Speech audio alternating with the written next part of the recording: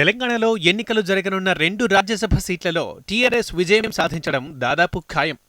విపక్ష ఎమ్మెల్యేల సంఖ్య కూడా తక్కువగా ఉండడంతో ఈ 2 సీట్లు అధికార పార్టీకే దక్కే అవకాశం భారీగా ఉంది. అయితే ఈ ఎన్నికల్లో పార్టీ మారిన ఎమ్మెల్యేల ఓటు కీలకంగా మారింది. పార్టీ ఫిరాయించిన ఎమ్మెల్యేలు టీఆర్ఎస్కు ఓటెయ్యకుంటే పరిస్థితేంటి?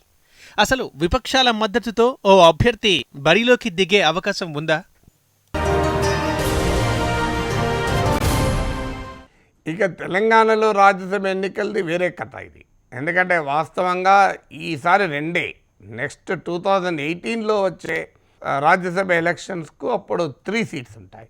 అందువల్ల ఉన్న ఈ 2 సీట్లు కనుక సహజంగానే ఒక టీఆర్ఎస్ సొంత బలం మీద అయితే 63, ఇక కలిసి వచ్చిన ఎమ్మెల్యేలు ఇతర పార్టీ నుంచి కలుపుకున్న వాళ్ళైతే ఒక 20 దాకా ఉంటుంది. తర్వాత కలిసి వచ్చిన ఎమ్మెల్యేలు కూడా కలుపుకుంటే 20 వస్తుంది.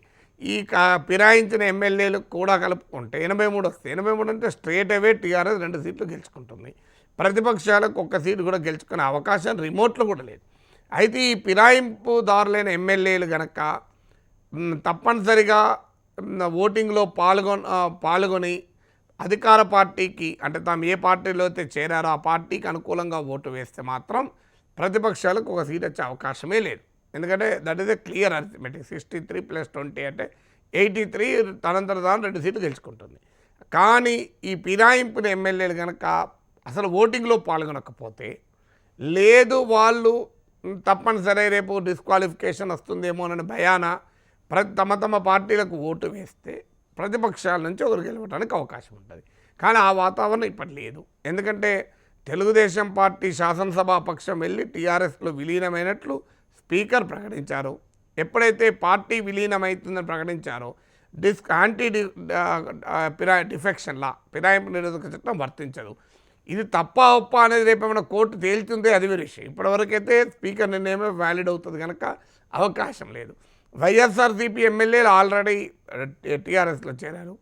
బీఎస్పీ తరఫున గెలిచిన వాళ్ళు టీఆర్ఎస్లో చేరారు. అందువల్ల ఈ లెక్కన చూసుకున్నా కూడా యాంటీ డిఫెక్షన్ లా, ఫిరాయింపు నిరోధక చట్టం పెద్దగా రాజ్యసభ ఎన్నికల్లో ఇబ్బంది పెట్టే అవకాశం లేదు. ఫిరాయింపు నిరోధక చట్టం ఇబ్బంది పెడుతున్నాయంటేనే భయపడతలేరు. ఇప్పుడు తలసాని గారు క్యాబినెట్లోనే ఉన్నాడు కదా. ఇక ఫిరాయింపు నిరోధక చట్టం ఇబ్బంది పెడతానంటేనే భయపడనప్పుడు ఫిరాయింపు నిరోధక చట్టం ఇబ్బంది పెడుతుందని చెప్పి భయాన వీళ్ళు టీఆర్ఎస్కు ఓటు వేయకుండా ఫిరాయించిన ఎమ్మెల్యేలు తలసాని శ్రీనివాస్ యాదవ్ వీళ్ళందరూ కలిపి పార్టీకి వ్యతిరేకంగా ఓటేస్తారా? అందువల్ల ఇవాళ ఉన్న వాతావరణంలో టీఆర్ఎస్కు 2 సీట్లు వచ్చే అవకాశం ఉంది.